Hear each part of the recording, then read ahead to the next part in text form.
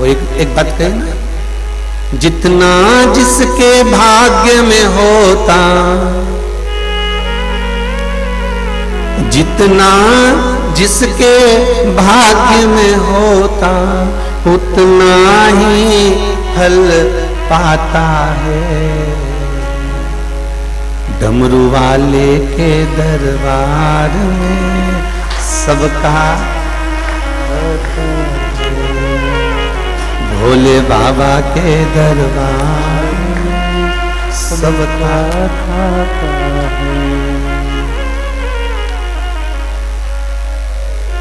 उसके पास में वो पोथी रखे ना रखे,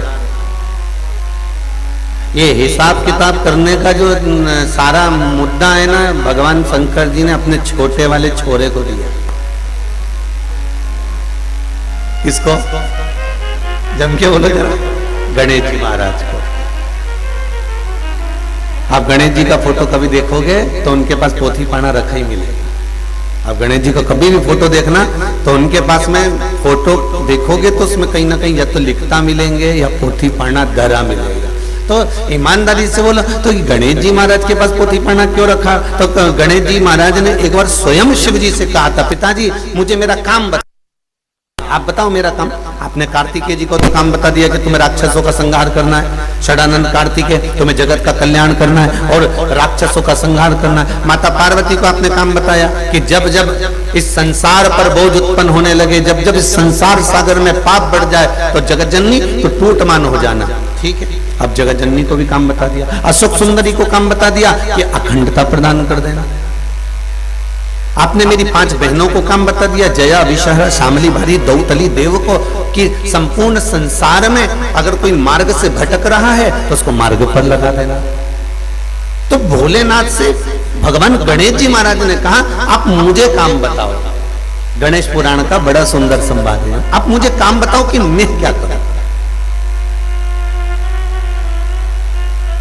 भगवान कहते हैं, सुनो गणेश, तुम सृष्टि का लेखा जोखा रखो। और लेखा जोखा कौन सा रखना है? 2 फाइलें होती हैं, एक में दूध वाले का हिसाब रहता है और एक फाइल में दूध वाले का, अखबार वाले का और ट्यूशन का और सारे हिसाब रहते हैं। और एक फाइल ऐसी होती है कि पति बेटा कितना लेके आया और अलमारी में कितना धरा और किसको दिया और किसने लिया, उसका हिसाब होता है। बोलो है कि नहीं? 2 डायरी।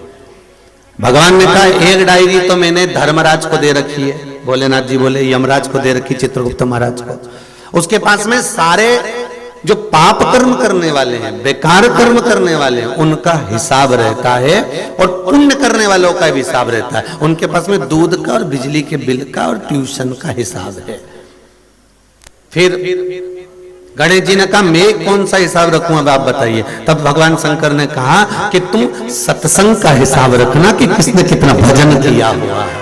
महाराज, कौन कितना भजन करा है, कौन कितना स्मरण करा है, कौन कितना कीर्तन करा है, कौन ने मंत्र जाप करा, कौन ने नाम जाप करा, कौन ने स्मरण करा, कौन ने क्या कीर्तन करा, उसका हिसाब तुम्हारे पास में होना चाहिए, तुम्हारे पास।